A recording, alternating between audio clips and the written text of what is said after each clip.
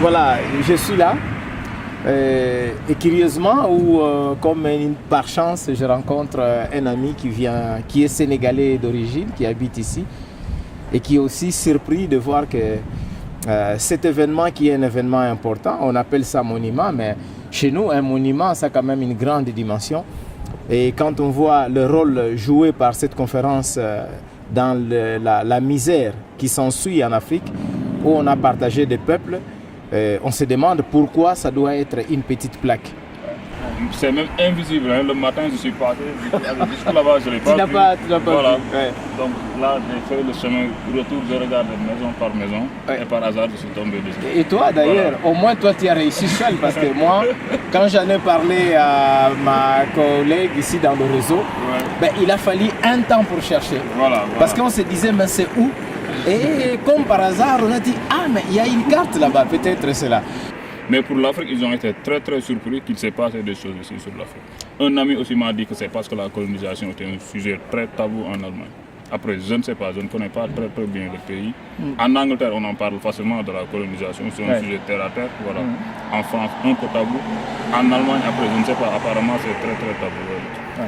Voilà, donc c'est une occasion très importante pour moi de rencontrer un frère qui vient du Sénégal et que nous tous, nous sommes surpris de voir qu'en Allemagne, cette histoire n'est pas connue alors que c'est des dégâts que nous subissons jusqu'aujourd'hui, ces partages. Voilà, lui il a des frères en Gambie, des parents d'origine, enfin des Gambie, Sénégal, c'est la même chose. Mais voilà, aujourd'hui c'est deux pays. Et ça faisait même des problèmes pour passer d'un pays à l'autre. C'est le même cas chez moi pour l'Angola et le Congo-Brazzaville. Mais c'est un grand débat.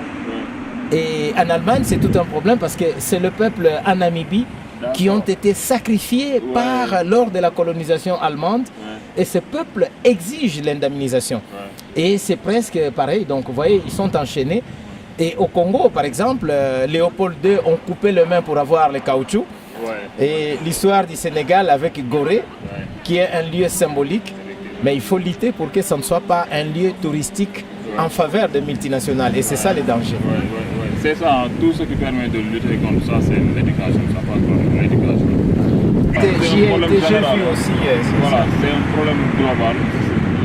Le tourisme de masse, c'est bien, ça permet d'avoir beaucoup de gens qui viennent d'ailleurs voir d'autres cultures. Mais il faut aussi pas que ça alterne les aspects symboliques de certains sites. Voilà.